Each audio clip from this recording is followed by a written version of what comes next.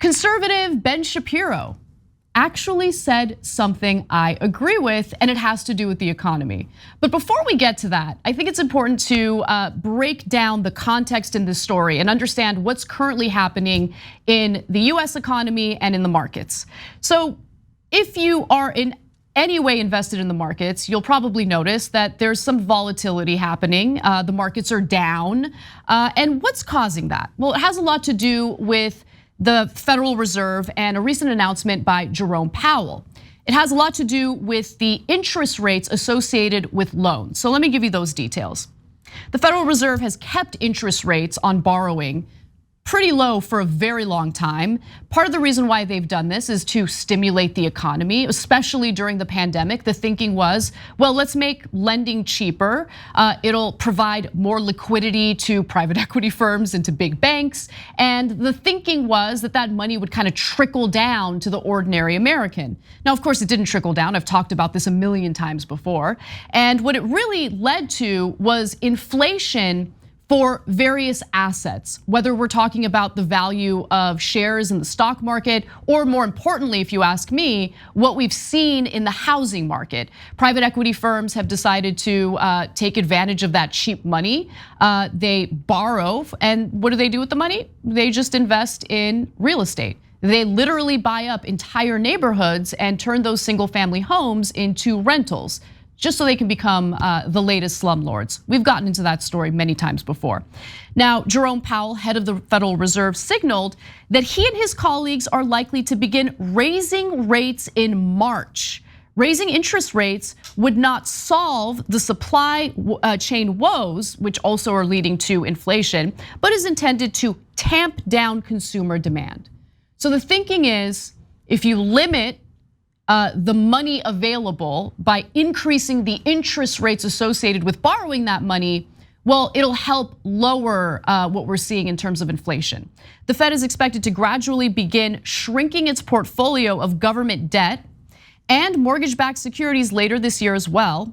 Doing so is another way to fight inflation by pushing up long-term borrowing costs across the economy. Now, again, low interest rates has really mostly benefited people at the very top.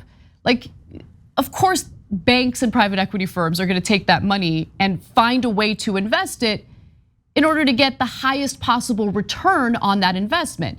And real estate has been a huge part of that. That's why, even though we've seen economic pain and suffering for a lot of people during the pandemic, wasn't really reflected in the housing market. We saw this insane inflation in single family homes. Now, Ben Shapiro of all people talked about this. This was a few months ago. I just came across the video recently, but what he says here is so accurate, it blows my mind. So let's watch.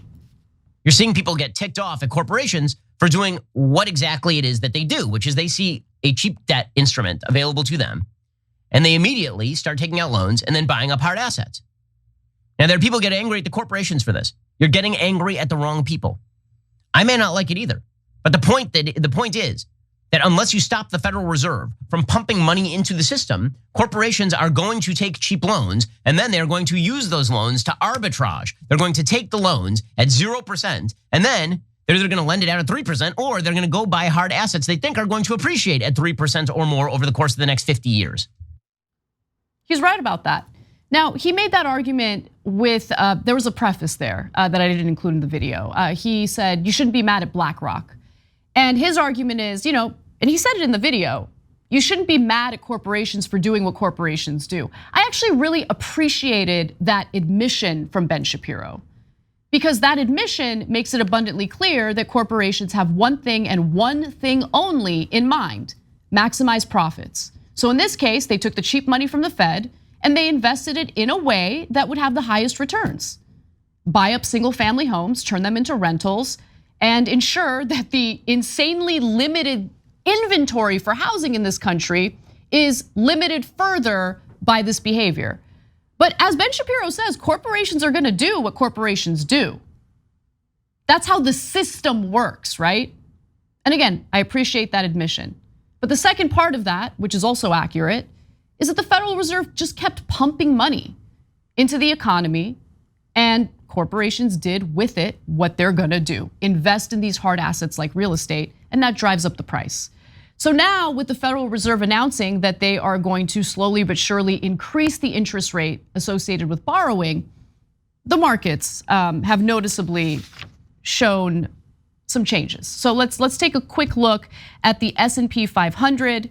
This is over the last month. You can see that pretty significant dip in the markets. And it's because that cheap money ain't gonna be as easy to come by. And they not only use that money to invest in real estate, what do corporations also invest in when they get access to cheap money? Oh yeah, that's right, stock buybacks.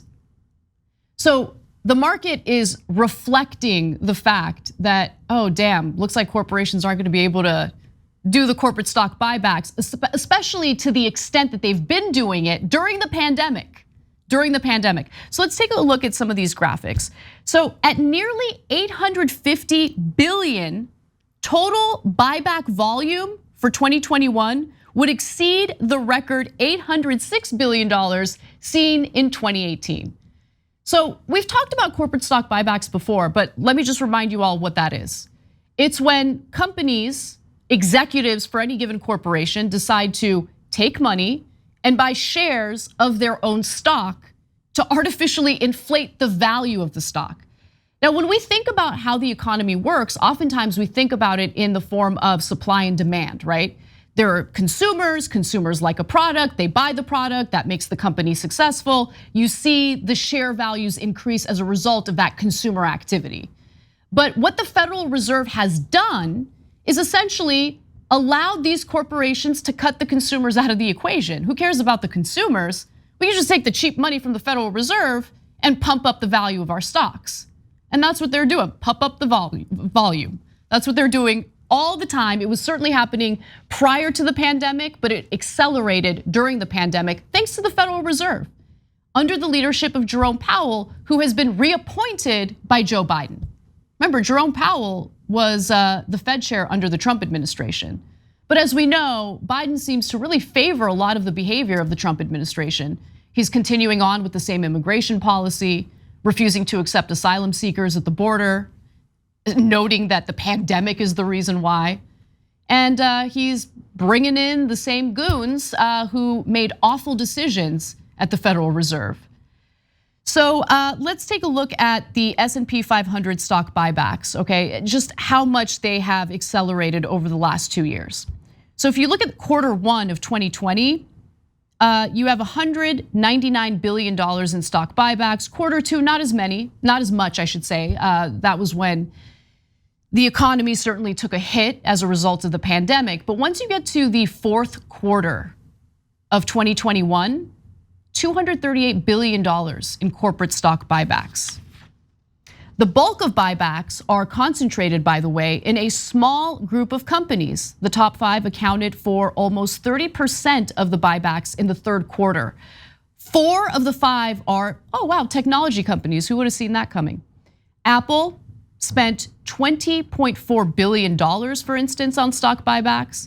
Then you have Meta Platforms, it's Facebook, $15 billion, Alphabet, $12.6 billion, Bank of America, $9.9 billion, Oracle, $8.8 billion.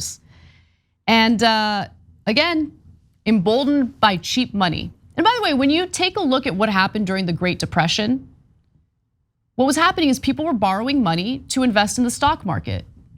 And then when the stock market crashed, people were in trouble. So I'm just curious, how over leveraged are these companies? And if they're over leveraged and all of a sudden they're in trouble, are they gonna ask the federal government for help? Are they gonna ask for a buyback? My guess is they will. And considering the fact that our government is completely captured by corporate interests, they'll give them the buyback, they'll give them the bailout. We've seen it happen before, why wouldn't they do it again? Who's gonna stop them? Unorganized people who have absolutely no power?